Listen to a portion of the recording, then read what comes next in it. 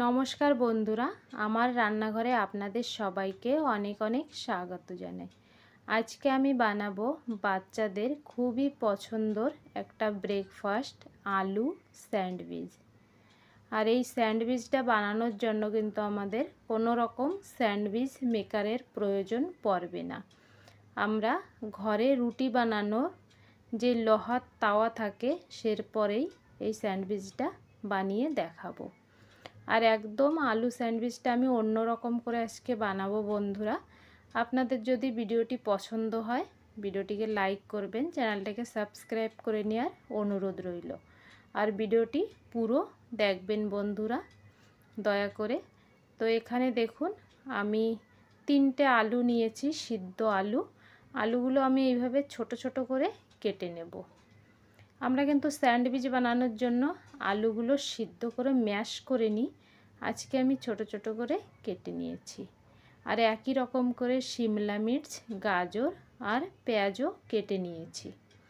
আর কিছু চিনে বাদাম ভেজে খোসা ছাড়িয়ে ভেঙে নিয়েছি। এখানে কড়াইতে আমি দিয়ে দিয়েছি একটু সরষের তেল। তেলটাকে ভালো করে আমি কড়াইতে এইভাবে লাগিয়ে নেব, তাহলে আলুটা কিন্তু পুরো কড়াইতে আর লেগে যাবে না। তারপরে আমি ফোড়নে এখানে দিয়ে দিলাম 5 ফোড়ন আর সামান্য একটু সর্ষে। তারপরে এখানে কেটে রাখা পেঁয়াজ, শিমলা মির্চ আর গাজর দিয়ে দেব। দিয়ে গ্যাসের ফ্লেমটা মিডিয়ামে রেখে আমি এইগুলো হালকা একটু লালচে লালচে করে ভেজে নেব। তারপরে যখন লালচে করে ভাজা হয়ে যাবে তখন আমি এর মধ্যে দিয়ে দেব চিনে বাদাম। আর এই স্যান্ডউইচটা কিন্তু বানানো অনেক সহজ, বাচ্চারা বড়রা সবাই কিন্তু অনেক পছন্দ করে বন্ধুরা। তো আপনারা কিন্তু সকালের ব্রেকফাস্টে নয়তো বিকেলের জলখাবারে কিংবা বাচ্চাদের স্কুলের লাঞ্চেও দিতে পারেন বানিয়ে। তারপরে আমি আলুগুলো দিয়ে দেব। আর এইভাবে সব কিছুর সঙ্গে আলুগুলো ভালো করে মিশিয়ে নেব। আর এই আলুটা তৈরি করতে কিন্তু বেশি টাইম লাগে না। তারপরে স্বাদ মতন লবণ, হলুদ আর দিয়ে দেব একটু লঙ্কার গুঁড়ো। আমি কিন্তু এখানে কাঁচা লঙ্কা ব্যবহার করছি না, আপনারা চাইলে কাঁচা লঙ্কাও ব্যবহার করতে পারেন। আমি শুধু লঙ্কার গুঁড়োটা দিয়েছি। তারপরে এইভাবে ভালো করে নাড়াচাড়া করতে হবে। আর এই যে খুন্তি দিয়ে আলুগুলো এইভাবে হালকা করে একটু ভেঙে ভেঙে দিতে হবে। হালকা আলুগুলো একটু ম্যাশ হয়ে যাবে, তাহলে বাইন্ডিংটা কিন্তু খুব সুন্দর আসবে বন্ধুরা, যে স্যান্ডউইচের মধ্যে আলুগুলো ভালোভাবে বসবে। আর দেখুন অনেকে অনেকভাবে কিন্তু আলু স্যান্ডউইচ বানায়, আপনারা দেখেছেন নিশ্চয়ই। আর আপনারা কিন্তু আমার মতন এইভাবে একবার বানিয়ে দেখতে পারেন, ঘরের সবাই কিন্তু খুব পছন্দ করবে। আলুটা দেখুন একদম তৈরি, গ্যাসের ফ্লেমটা কিন্তু লোতেই আছে। তারপরে আমি দিয়ে দেবো একটু চটপটা টেস্টের জন্য আমচুর পাউডার। আর এখানে আমি জিরে, ধনে, গোলমরিচ আর ডালচিনি হালকা একটু ভেজে গুঁড়ো করে নিয়েছি, সেই মশলাটাও দিয়ে দিলাম। তারপরে সব কিছু দিয়ে ভালো করে মিশিয়ে নিতে হবে। আর এখানে আমাদের আলু একদম তৈরি। গ্যাসের ফ্লেমটা বন্ধ করে আলুটাকে আমরা ঠান্ডা করতে রেখে দেব। আর বন্ধুরা স্যান্ডউইচে কিন্তু চাটনি লাগে, গ্রিন চাটনি। তো আজকে আমি গ্রিন চাটনিটা বানাচ্ছি, আপনারা দেখে নিন কিভাবে আমি স্যান্ডউইচের গ্রিন চাটনিটা তৈরি করি। এখানে আমি ধনেপাতা নিয়েছি, আপনারা কিন্তু পুদিনা পাতাও নিতে পারেন। আর ধনেপাতা পুদিনা পাতা দুটোটা কিন্তু মিক্স করেও নিতে পারেন। নিলাম 3টে কাঁচা লঙ্কা, একটু আদা, 2 টুকরো রসুন। আর এখানে কয়েকটা চানা নিয়েছি আমি, ভাজা চানা। আর নিয়েছি কালো লবণ আর একটু সাদা লবণ আর জিরে। আর এখানে একটু লেবুর রস দেবো টকের জন্য।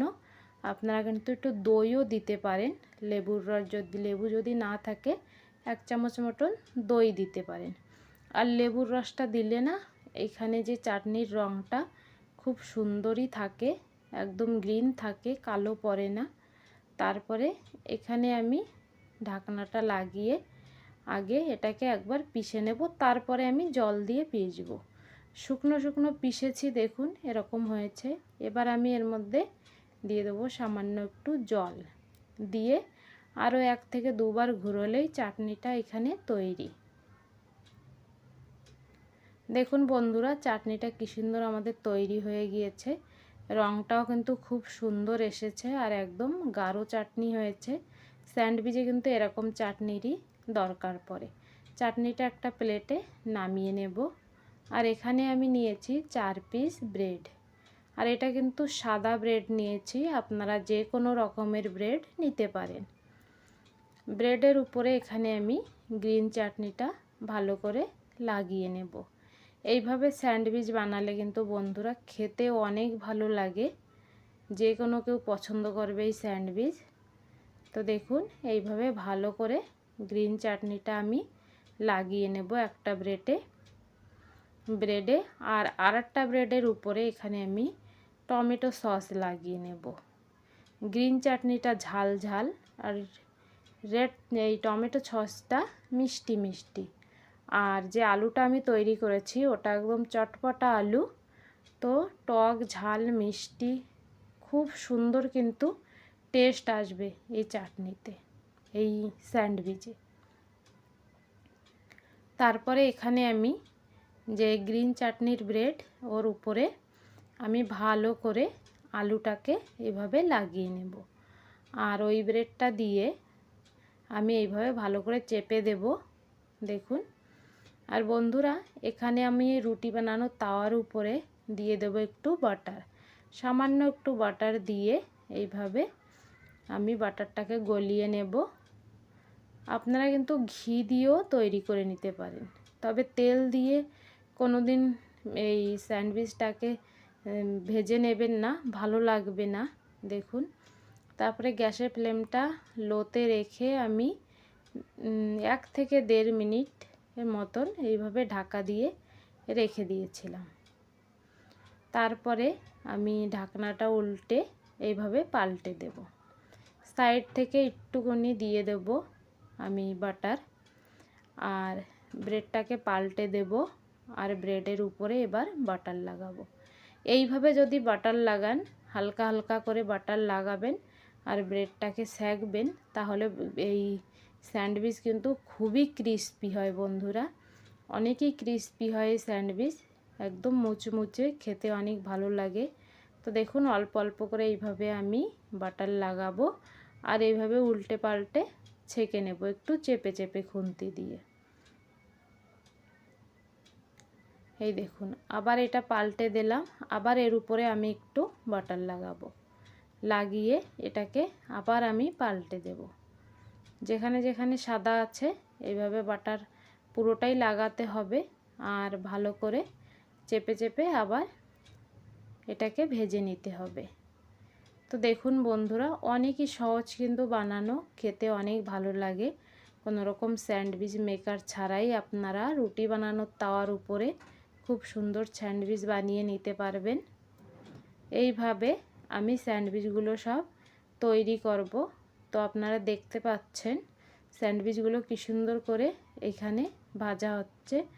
আর এইখানে কিন্তু গ্যাসের ফ্লেমটা আমি লোতে রেখেছি, আপনারা মিডিয়ামেও রেখে স্যান্ডউইচগুলো সেঁকে নিতে পারেন এইভাবে। তারপরে এই দেখুন সেঁকা হয়ে গিয়েছে, আমি এবার নামিয়ে নেব আর এইভাবে সব স্যান্ডউইচগুলো তৈরি করে নেব।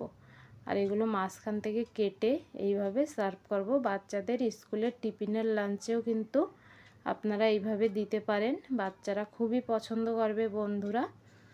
ভিডিওটি ভালো লাগলে ভিডিওটিকে লাইক, চ্যানেলটিকে সাবস্ক্রাইব করে নেবেন। আর কতটা ক্রিস্পি দেখুন, গরম গরম খেতে তো ভালো লাগবেই, ঠান্ডাও কিন্তু অনেক ভালো লাগবে। বন্ধুরা আজকের মতন